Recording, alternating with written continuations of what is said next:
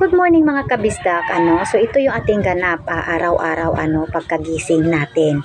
So yung umaga natin mga kabisdak, yung ating umaga umpisahan natin sa pagpakulo ng tubig kasi kailangan nga natin uminom ng maligamgam na tubig. So maligamgam lang mga kabisdak, hindi na kailangan kumulo kasi kailangan uminom muna tayo ng maligamgam na tubig bago ang lahat. Yung wala pa talagang laman yung ating tiyan kasi ito'y napakaigi talaga sa ating katawan. Unahin natin ang pag-inom para luminis yung ating tiyan sa pamamagitan ng pag-inom ng maligamgam na tubig. So dapat yung wala pang laman talaga yung tiyan kahit na kape.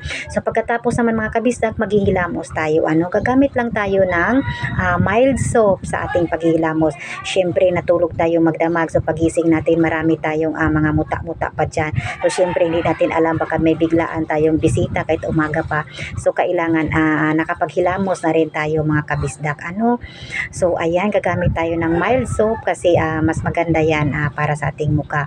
So pagkatapos nga nating maghilamos mga kabisdak, so gagamit tayo ng ako mga kabisdak, ang ginagamit ko itong t-shirt na aking pinaglumaan. So hindi ko na yan sinusuot, ginagamit ko na lang pamunas ng aking muka after maghilamos. Mas gusto ko ito kasi malambot kaysa sa tuwalya, nagagaspangan ako mga kabisdak. So pagkatapos nga nating punasan yung ating muka, ayan, magsalamin tayo at suklayin natin yung ating buhok. So ayusin natin yung ating sarili sa harapan ng salamin. So tingnan natin kung maayos na ba. So ayan mga kabisdak, nakapagsuklay na nga tayo.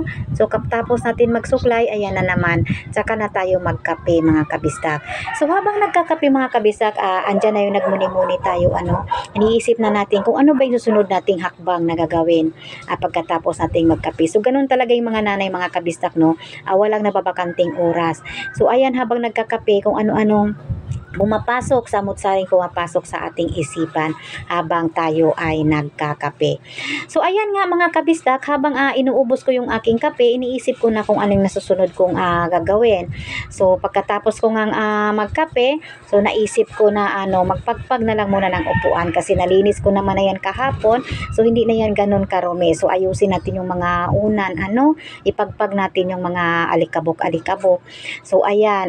Tapos kaunting walis-walis lang mga kabisdak. So tatanggalin lang siguro natin yung panganay na dumi kasi bukas na lang yung bunso. So ganun mga kabisdak. So kunting kunting walis-walis lang mga kabisdak kasi malinis naman na yan. Halos araw-araw naman nating winawalisan yan. Tanggalin lang natin yung panganay. At syempre mga kabisdak, syempre habang nagwawalis, napapaisip ka naman na syempre habang nagwawalis, hindi rin talaga natin makalimutan dumutdot sa cellphone. Ayan, hindi natin kalimutan talagang mag-cellphone. Ayan, dot. Makikipag-engage sa iba habang tayo ay nagawalis. Kaya hindi agad-agad tayo natatapos kasi sinasamahan pa natin ng ganyan. So yun yung ating ganap araw-araw mga kabisdak. Ayaan tayo ayaan talaga.